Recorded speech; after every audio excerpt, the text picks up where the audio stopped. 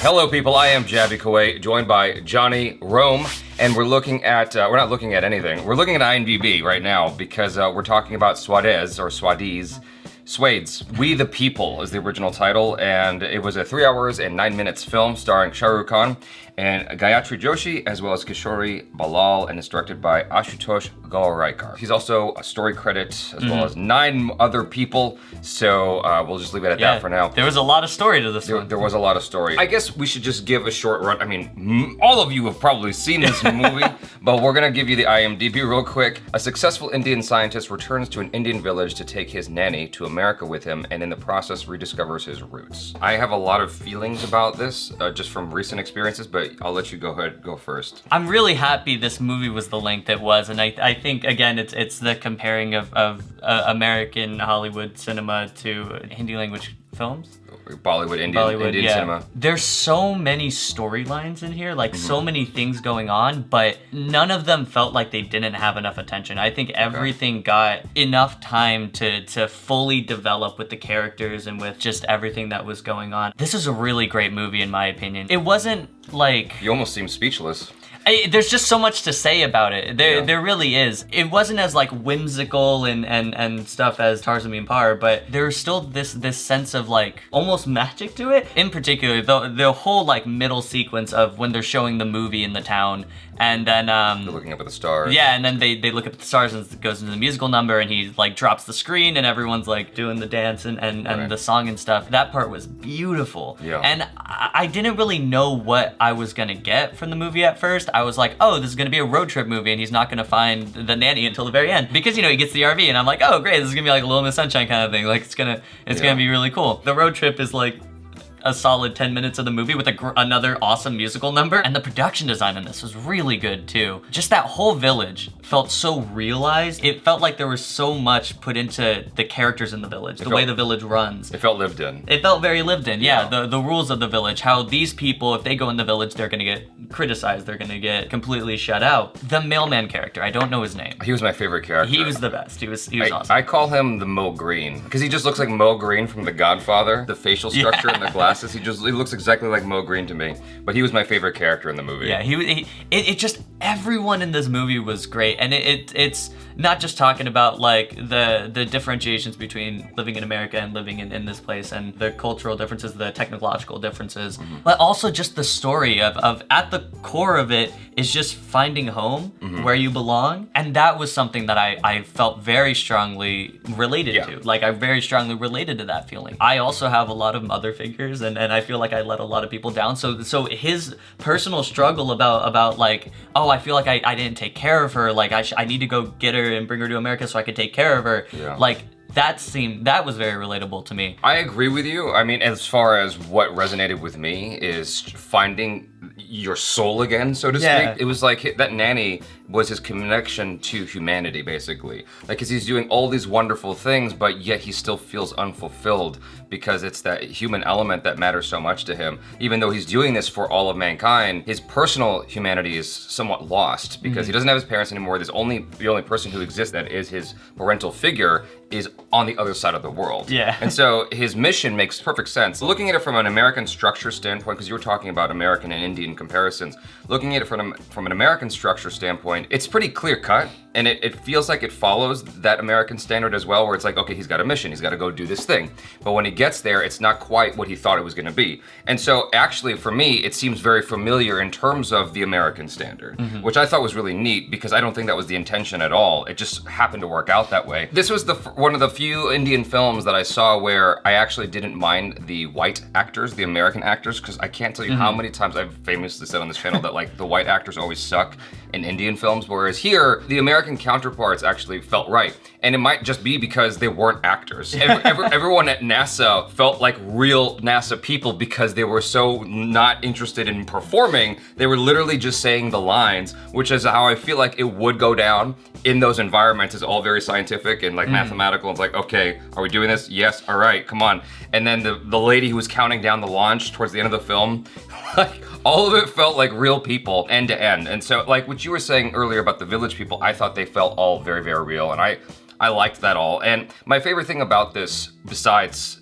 Mo Green, Because I look at him and I just see Mowgli. Yeah. You know what I'm saying? I love his character so much because he's the guy who does everything in the village. He's the postman, he's the wrestler teacher, he's also the person who's in the play. But my favorite thing was Shah Rukh Khan's acting in this because he can easily venture into, and I think he's known for doing this, he can easily venture into that melodramatic, borderline cheese acting. But here, like, there was a lot of moments where I connected with him and I connected with his style of acting. Like that speech he gave when all the villagers were like, oh, you know, because they asked him, what's America like? And he starts talking about America and the infrastructure over there and whatnot.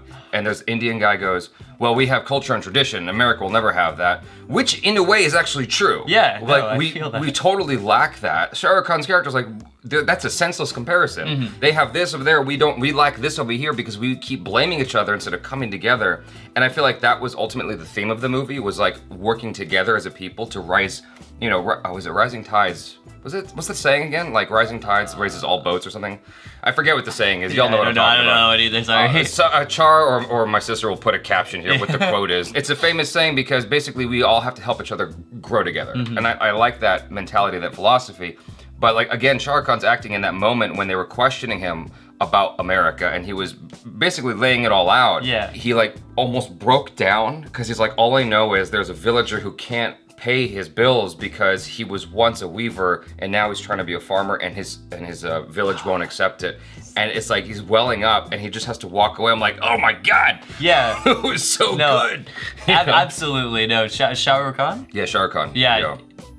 Wow, like in this movie, he was so good. Who plays Geeta? Gayatri Joshi. I totally bought their romance. I totally bought their chemistry. I think from the moment of the bookstore, I was down with her character. I really felt her character. That scene where she denies the suitor and you know, the Miss Kaveri is just talking about, oh, this is how the new generation thinks, but I'm gonna stand with Geeta, you know, because I thought everyone was so up to par in this movie, and you know, of course, this is me having not seen many Indian films. Yeah. If I can piggyback off what you're saying, that moment in the store, in the bookstore, when she's like complaining, I don't know, maybe it was like a translation thing, but like her dialogue felt very on the nose to me. Once they interacted, that's when the movie hooked me. She's like, books are the culture of our, you know, it's what holds our country together, and you know, it's our knowledge and whatever. I'm like, all right, calm down, lady. Like, he's just a dude trying to step past you. Like, it just felt very on the nose. Like, it is almost a caricature in terms of the lines. But again, we're getting a translation. I have no idea what she's actually saying, only the intent of what she's saying. And so going off of that, I'm like, they could have dialed that back a little bit and,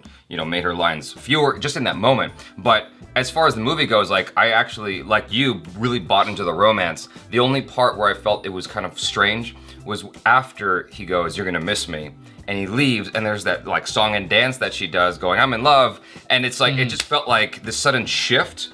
And that was the only thing that bugged me, because up until then, it felt like a very natural, organic progression. And then suddenly it just shifted towards, I'm in love now. And maybe that's how it works. You know, maybe that's how life is. Like, you just fall in love and then suddenly it's like you're singing at the top of the mountain. But I just felt like it could, because of how hard she is, I wanted to see a little bit more of a progression before the dam broke, so to speak. I agree with that too. I do think it kind of took a really hard like turn into the romance, because I was also kind of like, oh, it's kind of soon for this song, isn't it? Like, it was 2 hours in. Well, soon for this song. That's another thing. Just talking about the music, the lyrics are so poetic. Like, the lyrics are incredible. The translations of the lyrics. Hopefully it's accurate. It was just reading it like poetry. There's so much symbolism and there's so much beauty in the style of the music, but then also just the lyrics and I don't know, the musical numbers definitely were a standout to me. Her love song was really cute, and I really enjoyed reading that love song and feeling the song and everything. It did come a little like out of nowhere. I was like, oh, okay, so she likes him now. I mean, I kind of figured that's where it was going anyway, so I was like, okay. I really like their romance in the story, and I'm not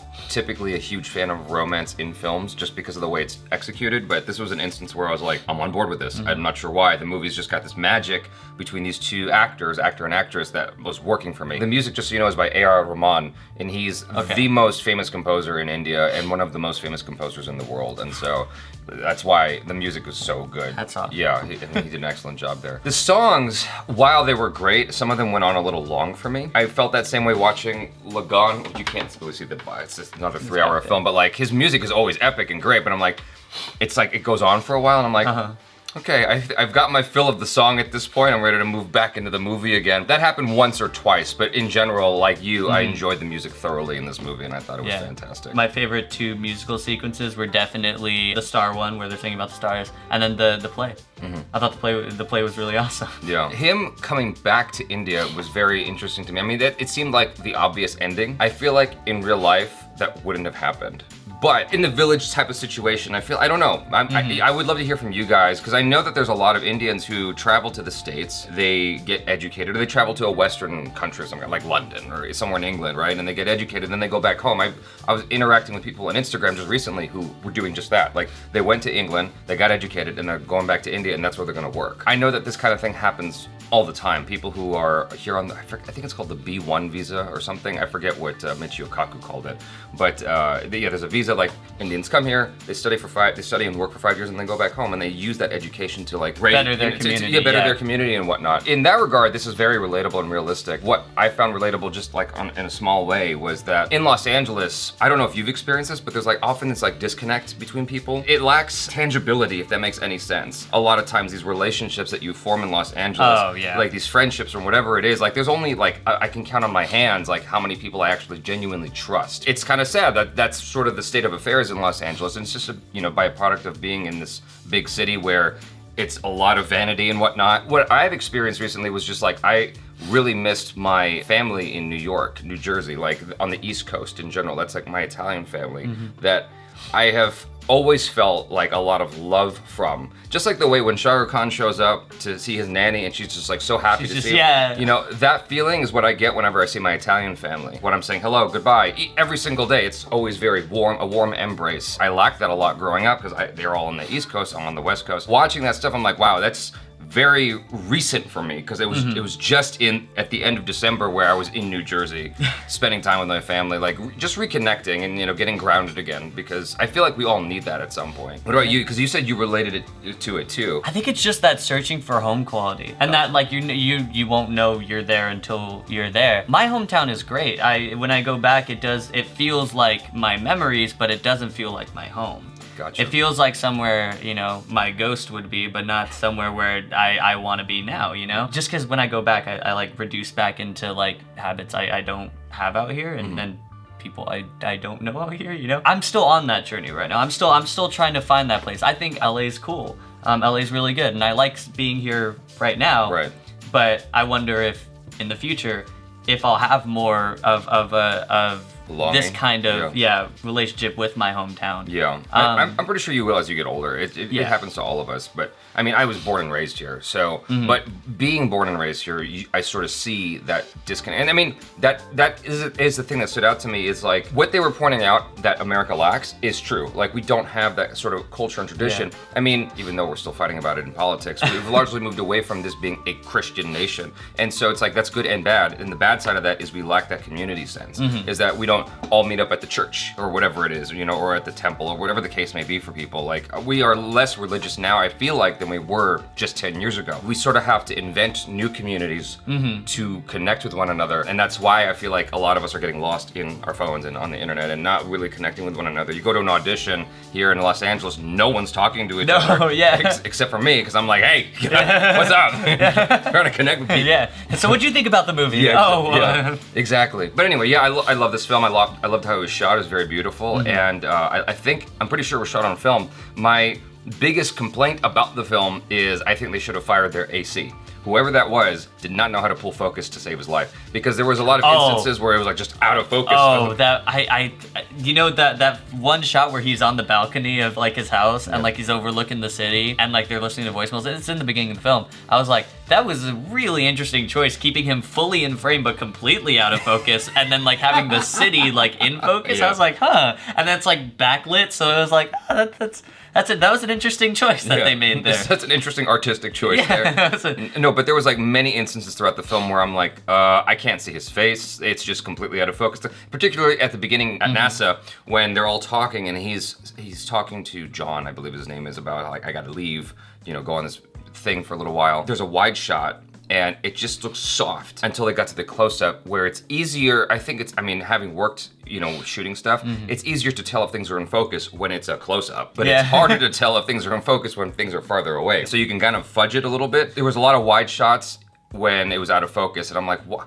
It's so frustrating. The other minor complaint I guess I would have is that whenever they were dealing with technological related stuff, there was the there was this like, it felt for me like mid-90s, we just discovered CGI and this is the cool music of computers. Like, you know what I'm saying? Yeah. Like that's what it felt like sometimes. I feel like it dates the movie really, really easily, whereas all the other music is fairly timeless. Like you can listen to the other music in the film 20, 30 years from now, and it's still good, and it's still classic. I just wish that they didn't use that digital music. You're right, the focus thing bothered me a little bit, but I wasn't like focusing too hard on that. There's no pun there, there's no joke. Right, just... I'm a very analytical person. Yeah. Just like, I want to see it. Yeah, I was definitely like, I'm not as analytical. If I have any flaws, they're like super nitpicky. Like what? But I can't even think of them, that's the thing. Like, that's the problem. For a 3-hour movie, it paces really well. And again, the way they tied together all the storylines, and it's so endearing, the whole school storyline, because you know me, I love kids, like, and education and bettering that. Just watching them go around to these different families and like, and for a second I was like, this is dragging on a little. Like he's going around to what, 6 families? Like, hey, do you want to put your kids in school? Yes, no, you know? But again, it kind of all ties up with these bigger scenes, like the star scene where we see all those families again. And then later on when the ones who decide to enroll, there's just so much time to massage out each storyline. I felt like everyone got their arc, everyone got their thing. I never felt rushed through the movie, but I definitely felt the pacing was really like well done for a 3-hour movie. One of the things that I actually appreciated about the writing was that Shah Rukh Khan's character appeared to be this person who had zero connection with his Indian culture and upbringing. And so he's in the classroom, and the teacher, Agita's asking him, like, what are the 5 rivers, and this and that. And he's just messing up all the answers. And then once all the kids leave, you realize he did that for entertainment, for amusement, but really he has all this information, and he said it all out with like supreme accuracy. I was like, whoa, that's cool, because as someone in the village, you'd assume he's completely lost his touch with India and his culture and whatnot. And then you see like how much he loves his country. I thought that was pretty cool. I thought it was interesting how when he unstifled the pipeline because he had to jump in the water and come out. That whole sequence I really liked, by the way. Like I already knew where it was going, but like definitely watching him jump around the pipes and like, oh, I'm gonna dive in the water. Like it was just, and the music was like doing that. It was like, oh. I didn't know it stifled the water from coming, but when he jumped out, like his hair was like perfect. He had that like one string of hair to like look sexy. That's what I was thinking too. I'm like, I was like, oh, he like they did this for Gita. Like they knew they wanted her to look at him. Like, look at that man in a wet undershirt, and he's like got the single hair. He's like fixing water for her town. Like they knew what they were doing. Overall, I really, really enjoyed this movie, and the story, the music, everything about it. I thought was just great, and I'm glad I watched it. I'm glad you got a chance to watch it. Yes. So you guys definitely let us know in the comments below whatever you'd like myself or Johnny Rome to watch next. Thanks for hanging out. Subscribe if you haven't already. Hit that bell icon so you can get notified every time we drop another video. I'm Jaby Koay. This is Johnny Rome. Peace out.